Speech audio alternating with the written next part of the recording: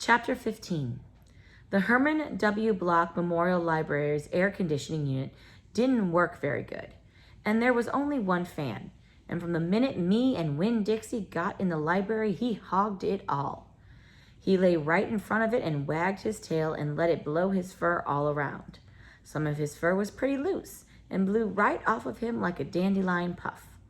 I worried about him hogging the fan, and I worried about the fan blowing him bald. But Miss Franny said not to worry about either thing, that Winn-Dixie could hog the fan if he wanted, and she had never in her life seen a dog made bald by a fan. Sometimes, when Miss Franny was telling a story, she would have a fit. There were small fits, and they didn't last long. But what happened was she would forget what she was saying.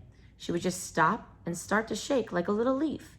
And when that happened, Winn-Dixie would get up from the fan and sit right at Miss Franny Block's side.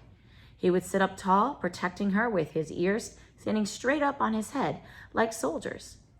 And when Miss Franny stopped shaking and started talking again, Winn-Dixie would lick her hand and lie back down in front of the fan. Whenever Miss Franny had one of her fits, it reminded me of Winn-Dixie in a thunderstorm. There were a lot of thunderstorms that summer, and I got real good at holding on to Winn-Dixie whenever they came. I held on to him and comforted him and whispered to him and rocked him just the same way he tried to comfort Miss Franny when she had one of her fits. Only I held on to Winn-Dixie for another reason too. I held on to him tight so he wouldn't run away. It all made me think about Gloria Dump. I wondered who comforted her when she heard those bottles knocking together, those ghosts chattering about the things she had done wrong. I wanted to comfort Gloria Dump, and I decided that the best way to do that would be to read her a book, read it to her loud enough to keep the ghosts away.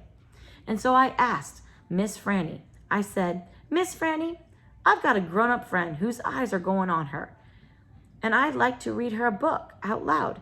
Do you have any suggestions?" "Suggestions?" Miss Franny said. "Yes, ma'am, I have suggestions. Of course I have suggestions.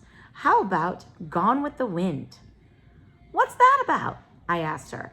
"Why," said Miss Franny, "it's a wonderful story about the Civil War." "The Civil War?" I said. "Do not tell me you have never heard of the Civil War." Miss Franny Block looked like she was going to faint. She waved her hands in front of her face. "I know about the Civil War," I told her. "That was the war between the North and the South over slavery." "Slavery, yes," said Miss Franny. "It was also about states' rights and money. It was a terrible war. My great-grandfather fought in that war. He was just a boy." "Your great-grandfather?" "Yes, ma'am. Litmus W. Block. Now there's a story." Winn-Dixie yawned real big and lay down on his side with a thump and a sigh. I swear he knew that phrase, "Now there's a story," and he knew it meant we weren't going anywhere real soon. "Go ahead and tell it to me, Miss Franny," I said, and I sat down cross-legged next to Winn-Dixie. I pushed him and tried to get him to share the fan, but he pretended he was asleep, and he wouldn't move. I was all settled in and ready for a good story when the door banged and pitched-faced Amanda Wilkinson came in. Winn-Dixie sat up and stared at her. He tried out a smile on her, but she didn't smile back, and so he lay down again.